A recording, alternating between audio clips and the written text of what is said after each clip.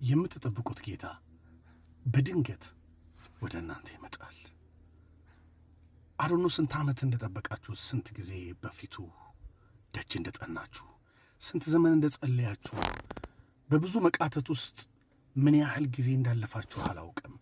ግን መጽሐፍ ሲናገር እንደዚህ ይላል፣ የምትጠብቁት ጌታ በድንገት ወደ እናንተ ይመጣል ይላል።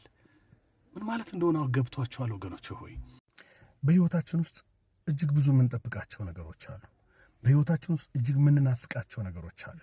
ይደርስልኛል፣ ይመጣልኛል፣ ይሆንልኛል፣ ይሳካልኛል፣ በዚህ በኩል ይሄ፣ በዛ በኩል ያ፣ እያንዳንዱ የሕይወቴ ክፍተት በዚህ ምክንያት ይሞላል ብላችሁ የምትጠብቁት፣ ይሳካል ብላችሁ የምትጠብቁት እጅግ ብዙ ነገር አላችሁ። ብዙ ነገር አለን። ለእያንዳንዳችን ብዙ አይነት ጥበቃዎች አሉን።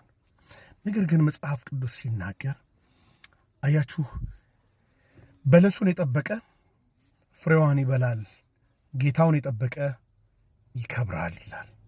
በለስን መጠበቅ የበለስን ፍሬ ነው የሚሰጠን።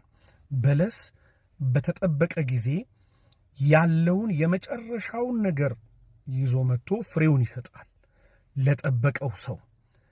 ለዛ ከበለስ ይሄንን አገኛለሁ ብሎ ተስፋ ላደረገው ለእርሱ ፍሬውን ይሰጠዋል ያ በለስ። እግዚአብሔርን ደግሞ መጠበቅ፣ ጌታውን የሚጠብቅ ደግሞ ይከብራል ይላል። አያችሁ፣ በለስ በልኩ ፍሬ ሲሰጥ፣ እግዚአብሔር ደግሞ ለጠበቁት በልኩ ክብርን ይሰጣል። ዛሬ ይሄ የእናንተ መልእክት ነው። መጠበቅ ላደከማችሁ፣ መጠበቅ ላዛ በብዙ አይነት፣ በብዙ ፈተና፣ በብዙ የህይወት መንገድ፣ በብዙ የህይወት መልኮች ውስጥ እጅግ ነፍሳችሁ ለዛለች ሰዎች ዛሬ ለእናንተ መልእክት አለኝ። ጌታውን የጠበቀ ይከብራል።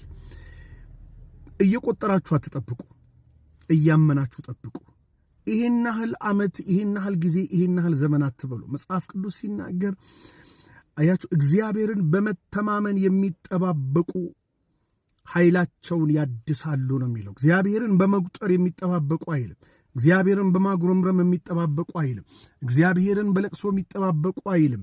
ነገር ግን ዳዊት እንዳለ ቆይቼ እግዚአብሔርን ደጅ ጠናሁት እርሱም ዘንበል አለልኝ እንዳለ እግዚአብሔርን በመተማመን የሚጠባበቁ ይላል። ኢሳይያስም እንደዚህ ነው የሚለው፣ ኃይላቸውን ያድሳሉ። ዛሬ የኃይል መታደስ ይሆንላችሁ። ይህ መልእክት ለእናንተና ለብዙዎች ስለሚሆን ይህንን መልእክት ለብዙዎች አድርሱት።